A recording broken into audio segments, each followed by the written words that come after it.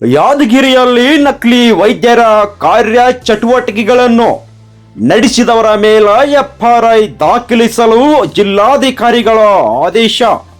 ಇತ್ತೀಚೆಗೆ ವೈದ್ಯಕೀಯ ಕ್ಷೇತ್ರದಲ್ಲಿ ನಕಲಿ ವೈದ್ಯರ ಹಾವಳಿ ತುಂಬಾ ಆಗುತ್ತಿರುವುದನ್ನು ತಿಳಿದು ಯಾದಗಿರಿ ಜಿಲ್ಲಾಧಿಕಾರಿಗಳು ಪರಿವೀಕ್ಷಣಾ ಪ್ರಾಧಿಕಾರ ಸಮಿತಿ ಹಾಗೂ ಪದನಿಮಿತ್ತ ತಾಲೂಕಾ ಆರೋಗ್ಯ ಅಧಿಕಾರಿಗಳು ತಮ್ಮ ವ್ಯಾಪ್ತಿಯಲ್ಲಿ ನಕಲಿ ವೈದ್ಯರು ಕಂಡು ಬಂದಲ್ಲಿ ಎಫ್ಐಆರ್ ದಾಖಲಿಸಿ ಕ್ರಮ ಕೈಗೊಳ್ಳಬೇಕೆಂದು 14/10/2025 ಸಭೆಯಲ್ಲಿ ತಿಳಿಸಿದ್ದಾರೆ.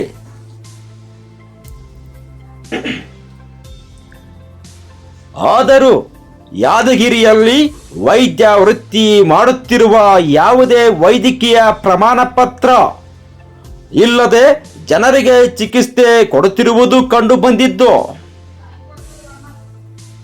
ನಿಜವಾಗಿ MBBS ಓದಿದ ವೈದ್ಯರು ಏನು ಮಾಡಬೇಕು ಎನ್ನುವುದ ಯಕ್ಷ ಪ್ರಶ್ನೆಯಾಗಿದೆ.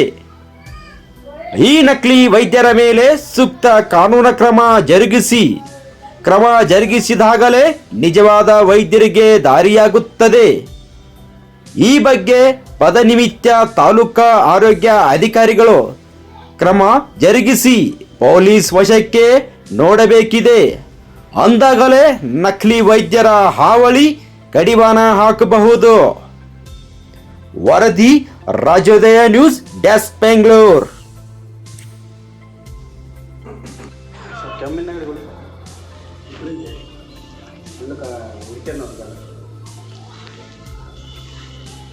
ಎಣ್ಣೆ ಗುಳಿ ಹೋಗಲ್ಲೇ ಕೊಡ್ಲಿ